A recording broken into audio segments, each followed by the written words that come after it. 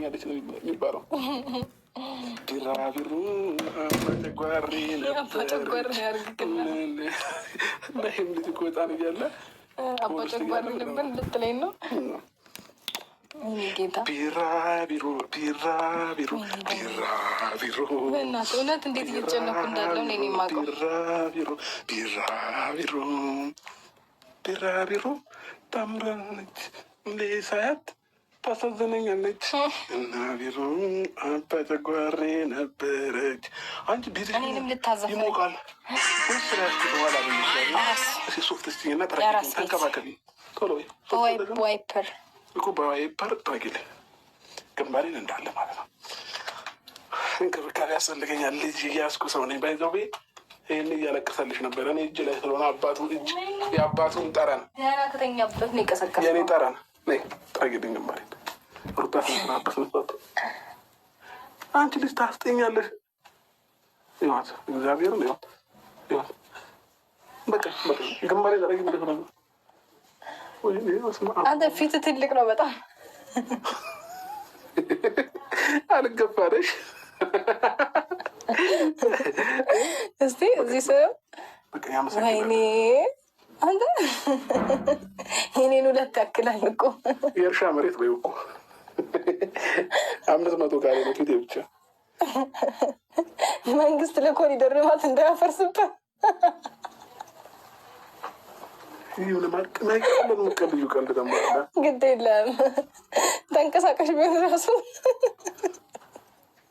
አስፋልት አጥብበዋል ብሎ ያፈርሰዋል። ፊት ጌታን ታየሽብኝ ወይ ስነስርዓት ይኖረ ማይወራ ወደ ያንቺም አልፈረሰም አይደለም ኮሪደር ሊፈርስ ገብቶ ማለት ነው። ስለምትቀመጭ ነው እንጂ አሁን እኔ ወንድ ልጅ እኮ ማለት ነው ፊቴ እግሬ እጅ አይልም። ለምን የስራ ሰው ነን እኛ፣ እንሯሯጣለን ከአንዱ አንዱ ቦታ፣ ፀሐይ ይመታናል። አንቺ ቁጭ ብለሽ አይደል ያለሽው እና ፀሐይ ፊት ያሰፋል እንዴ? የሚያጠቁራል እንጂ አያሰፋም። እኔ እኮ ሰፋ ያልኩ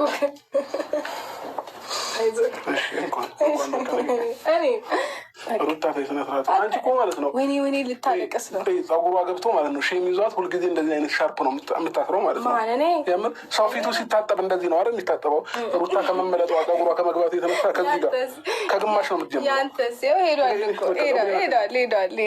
ሩታ ፀጉሬን አትንኪ። ያንተም ሄዷል። ሳታረጅ ልታረጅ ነው። ይኸው ገለጥ ላድርግና ላሳያቸው።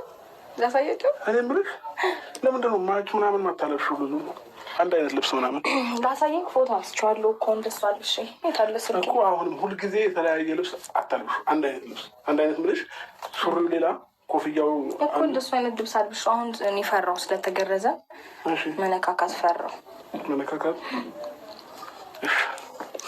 እና ለማንኛውም ብራኬት እንዳይሆን ፀሐይ ይውጣና ይሙቅ ይባላል። አንቺ አሁን ይህንን ነገር 3ኛ ክፍል ምናምን በመስኮት ነበር የምትማረው እና ዘሏታል፣ አልፏታል። ገና ነው አሁን ለዛ አልደረሰም።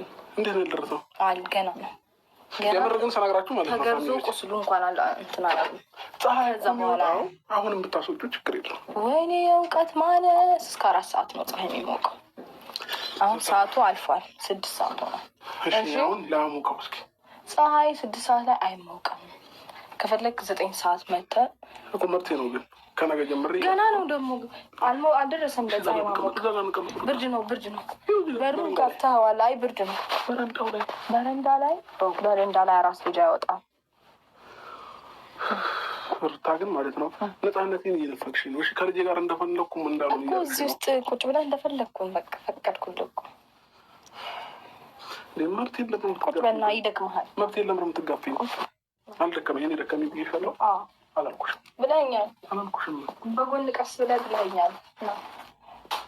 ይሄ ልጁን እንትን ጣልክበት። እሺ ዲኮሩ የባባዬ ዲኮር እኮ ነው።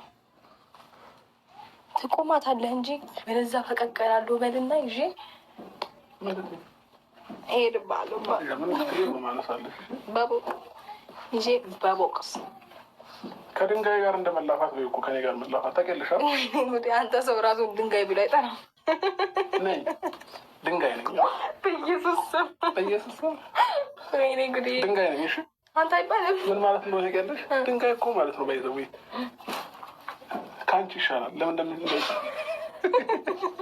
ለምን እንደሚሻል ታውቂያለሽ? ቢያንስ ድንጋይ ካልነካሽ አይናቅ። አሁን ሄደሽ ደርሰሽበት አይሰማ አይለማ። ቆያ ነገርሽ አዳምጪኛ፣ የኔ ወሬ አዳምጪ። ድንጋይ ካልነካሽ አይነካ። አንቺ እኮ ሳትነኪ ስለዚህ ኧረ አይደለም መሪ መንገድ ላይ ተቀምጦ ሰው ያደናቅፋል። እንቅፋት ነው ማለት ነው። ድንጋይ ማለት እኮ እንቅፋት ማለት ነው። ከሄድሽበት ነው እንቅፋት እኮ ነው ድንጋይ። በእናትሽ አሁን ከልጄ ጋር ጊዜ ላሳልፍ ጁስ ጠጣ ከሱ ጋር ሜሪ እንዳለኝ ይሁ የማአት ጠጣ። እሱን አልጠጣም። ለእኔ አይደለም ለሱ ነው። መጫወቻ ቦታ ወስደው ነው። አንተ ካየ ራሱ እኮ ይጫወታል ልጁ። እንደ አሻንጉሊት ነው የሚያየው። አንተ ትልቅ አሻንጉሊት እንኳን እንደሆነ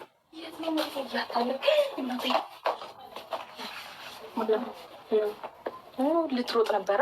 ልሮጥ አይደለም በእናትሽ ነፍሴን አታውጭኛት። ይዛው ልትወጣ ነበረ።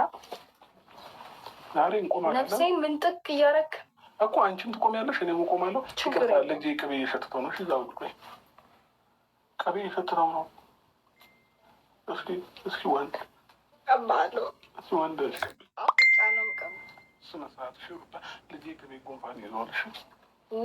አንተም ጉንፋን ይዞ አልከለከልኩክም እኮ በቃ ቁጭ በይ። እሺ እዛ ጋ ነው።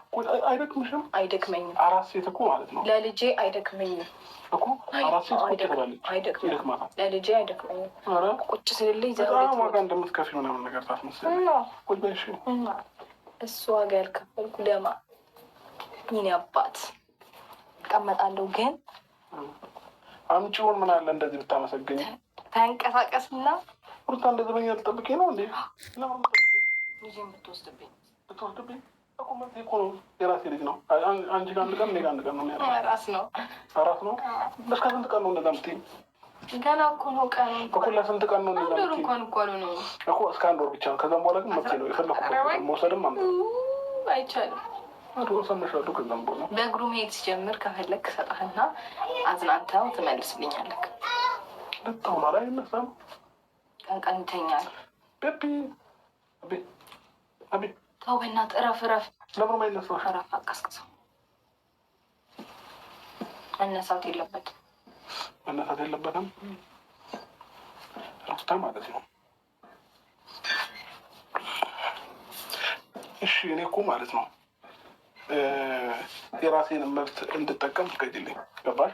ሁሉም ሰው መብት አለው። መብት የሚባል ነገር አለ። ገባሽ?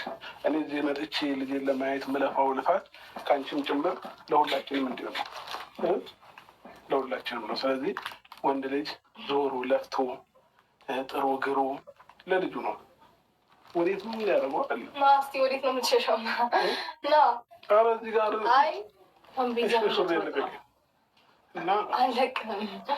ይዘው ትሮጥ ነዋ። ይዘው አንተ እኮ አታፍርም ጌታ። ይዘው ትሮጥ